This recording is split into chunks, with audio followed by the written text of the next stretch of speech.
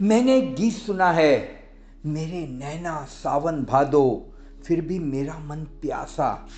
गीत के शब्द बड़े सुंदर हैं, मगर ये आपको सोचने पर विवश कर देते हैं। गीत के शब्द हैं, मेरे नैना सावन भादो, फिर भी मेरा मन प्यासा। मेरा मन प्यासा, जबकि नैनों में सावन भादो जितना जल है। जब तक मन है तब तक प्यासा ही रहेगा। मन कभी भरता ही नहीं। जो भर जाए उसे मन कहते भी नहीं। मन है बॉटमलेस अबायस, बिन पैंदे की बाल्टी। जितना पानी उसमें आप डालते जाओगे, बाल्टी कभी भरेगी ही नहीं। मन का होना ही प्यास है। अतृप्ति मन का स्वभाव है। मन कभी तृप्त हुआ ऐसा सुना नहीं। मन कभी तृप्त होगा ऐसा संभव नहीं। मन तृप्त नहीं हो सकता है, इसलिए तो संसार में कोई तृप्ति नहीं है, क्योंकि संसार मन का ही तो फैलाव है, मन का विस्तार है। आप लाख कमा रहे हो तो मन कहेगा अब 5 लाख कमाओ। आप 1 करोड़ कमा रहे हो, मन कहेगा 10 पर बाजी लगाओ। मन का काम ही है दिल मांगे मोर। अतृप्त रहना ही उसका काम है। आपने कभी गौर किया ये अतृप्ति आती कहाँ से है? ये आती है स्वयं की तुलना किसी और के साथ करने की वृत्ति से। ऐसी आदत से शुरू होती है जब हम छोटे बच्चे थे, स्कूल से। माता पिता कहते हैं तुम फर्स्ट क्यों नहीं आए, तुम्हारे पास सिल्वर मेडल क्यों, गोल्ड मेडल क्यों नहीं आया। धीरे धीरे ये आपकी मांस मज्जा का हिस्सा बन जाता है। आपकी वृत्ति मनोमय कोश तक गहरे पहुंच जाती है। स्वागत है आपका साप्ताहिक mystic podcast YouTube channel awaken to abundance में। मैं हूं साक्षी नरेंद्र। संसार यानी मन, संसार यानी मन के माध्यम से तृप्ति की खोज। जो नहीं हो सकता उसे करने की चेष्टा, असंभव के लिए प्रयास, जो अस्तित्व के गणित में नहीं है उसकी खोज। इसलिए जन्मों जन्मों तक भी खोजो, लाख रोक धो, अंतर ना पड़ेगा। मन का स्वभाव प्यास है। जैसे आग गर्म रहती, ऐसा मन प्यासा ही रहता है। मन को प्यासा देखकर लगता है कि शायद मन तृप्त हो सके। भाषा के कारण भूल पैदा होती है। हम कहते हैं मन प्यासा, तो लगता है मन तृप्त भी हो सकेगा। जब प्यासा है तो तृप्त भी हो सकेगा। ठीक ठाक होगा कहना अगर हम कहें कि मन प्यासा। मन प्यासा ऐसा नहीं, मन ही प्यास है। प्यास और मन एक ही बात के दो नाम हैं। तो प्यास तो कभी भी तृप्त नहीं हो सकती। प्यास का तो स्वभाव ही प्यास है। जब तृप्ति होगी तो प्यास न रहेगी। ऐसा थोड़े ही कहोगे प्यास तृप्त हो गई, ऐसा ही कहोगे अब प्यास न रही। प्यास की तृप्ति का अर्थ होता है प्यास का ना हो जाना, और मन भी वही तृप्त होता है जहां नहीं हो जाता है। जहां मन मिटा वहां तृप्ति। जब तक मन है तब तक मन की आग जलती रहेगी, और हम इस मन की आग में खूब खूब धृत डालते हैं। नई नई आकांक्षाओं के, नई नई वासनाओं के, नई नई योजनाओं के हम ईंधन को और भी प्रज्वलित करते रहते हैं। तो फिर मन से मुक्त होने का उपाय क्या है ताकि जीवन में तृप्ति आए? मैं कहता हूं संसार पर नहीं, खुद पर ध्यान दो। संसार में रहो मगर संसार आपके भीतर ना रहे। पत्नी के साथ रहो मगर भीतर तो चेतना के साथ आप जुड़े रहो। दुकान जाओ, व्यापार करो, सब कुछ करो, मगर भीतर चेतना का एक तीर स्वयं पर हो। हम स्वयं को भूलकर संसार को देखते हैं, इसलिए जीवन में दुख है। रहो संसार में मगर स्वयं को भूलो मत। यही है सूत्र। अभी आप मुझे सुन रहे हैं, आपकी श्रवण इंद्रियां, कान मेरी आवाज को सुन रही हैं, मगर उसे सुनते सुनते भी आपकी चेतना का एक तीर आपके हृदय केंद्र पर ले जाओ और देखो क्या मूलभूत परिवर्तन आपके श्रवण में आता है। आपका कृत्य सिर्फ सुनना नहीं रह जाता, यह सुनने का कृत्य अब योग बन जाता है। आपने अपनी स्वयं की चेतना को श्रवण के साथ जोड़ दिया। मन की प्यास को बुझाने का अस्तित्व के पास भी कोई उपाय नहीं है। कंठ से मृदुगान आकर ओंठ तक एक सिसकी प्राय होकर रह गए। दर्द से असहाय होकर रह गए, हम बड़े निरुपाय होकर रह गए, फिर वही नासुर उभरे वक्त के एक बेबस हाय होकर रह गए। हाट खुशियों की लगाई थी यहाँ, अश्रु के व्यवसाय होकर रह गए। पग पहुंचते ही प्रणय सोपान पर स्वप्न सब कृशकाय होकर रह गए। कंठ से मृदुगान आकर होंठ तक एक सिसकी प्राय होकर रह गए। इस जीवन में योजनाएं तो हम बहुत बनाते हैं, लेकिन कौन सी योजना पूरी होती है? कब कौन सिकंदर जीत पाता है? कब कौन पहुंच पाता है? सपने हम सब संजोते हैं, मगर ऐसा कोई है जो कहे कि मेरे सारे सपने पूरे हुए? बेहतर है कि हम स्वयं से जुड़ें, ताकि ईश्वर जो हमसे कराना चाहे वह हो सके। मांगी तृप्ति थी, आंखें आंसुएं बन गई। ठीक है, यही होगा, क्योंकि जिस दिशा में आप मांग रहे हो उस दिशा में मिलन नहीं है। भीतर चलना ही पड़ेगा।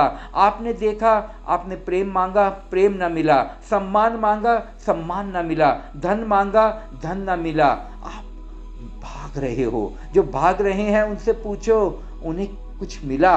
और आपके सामने कुछ ऐसे गिने चुने उदाहरण भी होंगे जिन्होंने भागना छोड़ दिया और वह बड़े मजे में जीवन को जी रहे हैं।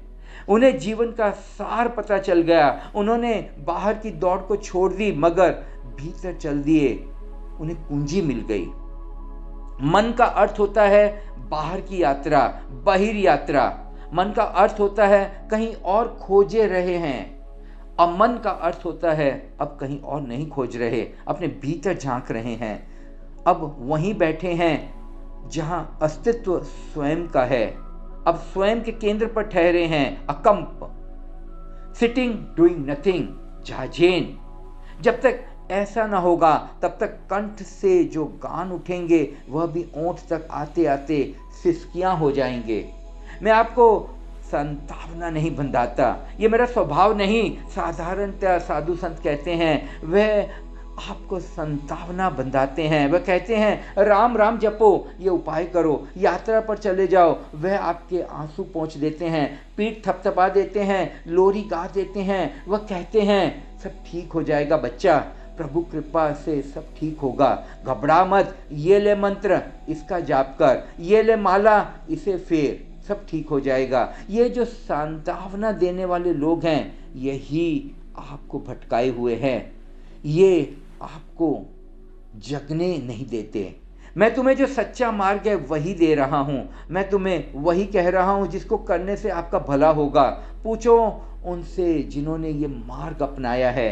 लोरी गाने वाले बहुत मिल जाएंगे, थपकियां देकर सुलाने वाले भी बहुत हैं जो कहते हैं अब तक ठीक नहीं हुआ, कोई फिक्र नहीं, कल ठीक हो जाएगा। भरोसा रख भाग्य पर, भगवान पर, पूजा कर, पाठ कर, हवन कर, यज्ञ कर। अब तक तूने अपनी ही तरफ से चेष्टा की थी पाने की, अब भगवान का भी साथ लेकर पाने की चेष्टा कर।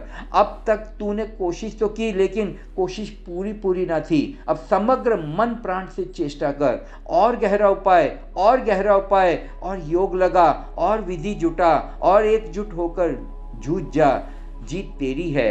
ऐसे लोगों से कहते हैं असंभव कुछ भी नहीं है।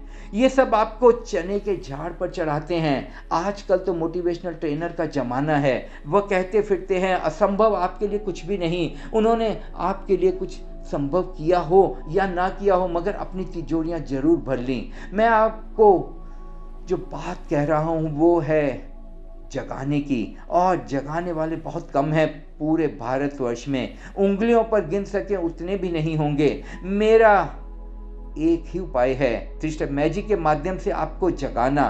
पूछें स्वयं से, मैं कौन हूँ, मैं कहाँ हूँ, मैं क्यों हूँ। रटाए जवाब तो आपको किताबों में मिल जाएंगे कि मैं आत्मा हूँ, मैं ही परमात्मा हूँ, अहम ब्रह्मास्मि, सोहम इत्यादि। मगर मौलिक उत्तर तो आपको अपने भीतर से ही मिलेगा। उसके लिए तो आपको भीतर ही जाना पड़ेगा, कोई उपाय नहीं। इसलिए मैं कहता हूँ तुलना छोड़ो, दूसरों पर ध्यान देना छोड़ो, स्वयं पर ध्यान दो।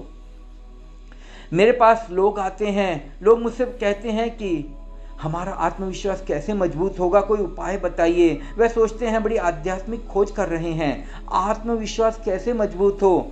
इसी तथाकथित आत्मविश्वास की वजह से तो आप जन्मों जन्मों भटके हो। अब तक टूटने नहीं दिया, अब तक टूटा नहीं। आपका आत्मविश्वास टूट जाए तो आप समर्पित हो जाओ, तो आप अर्पित हो जाओ प्रभु को।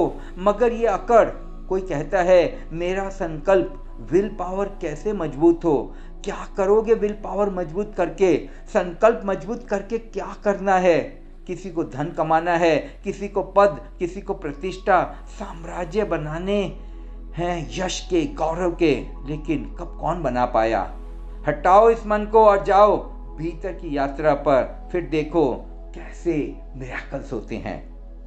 तो एक तो है संभावना देने वाले संत, जो कि झूठे संत हैं। वे आपके मन की ही सेवा कर रहे हैं, हालांकि वे तुम्हें प्रीति का लगेंगे, क्योंकि जो भी आपके आंसू पहुंच देगा वह प्रीति का लगेगा। और जो भी आपको थपकी देकर सुला देगा और कहेगा कि राजा बेटा सो जाओ, वही आपको अच्छा लगेगा कि कितना प्यारा संत है। मैं उनमें से नहीं हूँ। मैं तुम्हें वही कहना चाहता हूँ जैसा है, चाहे कितनी ही कड़वी हो दवा, चाहे पीने में तुम कितना भी नाम नुच करो, चाहे तुम भागो, चाहे तुम नाराज हो, लेकिन जो है मैं आपसे वही कहना चाहता हूँ। मैं आपको सांत्वना देने में उत्सुक नहीं हूँ। जगा सकूँ तो ठीक, आपको सुलाने में मेरी कोई उत्सुकता नहीं है। मन जब तक है तब तक दुख है, मन जब तक है तब तक नर्क है। आप मन के पार उठो। मन से बहुत झांक कर देख लिया, अब जरा मन को सोने दो, आप जागो। अब मन की खिड़की से हटो, यही तो अर्थ है ध्यान का, मन की खिड़की से हट जाना। जब कोई विचार ना आपके भीतर, कोई विचार ना हो, कोई विचार की तरंग ना हो, तब प्यास बुझती है, इसके पहले नहीं बुझती। आज के इस मिस्टिक पॉडकास्ट को आपने सुना और मुझे सेवा का मौका दिया, इसके लिए हृदयपूर्वक आभारी हूँ।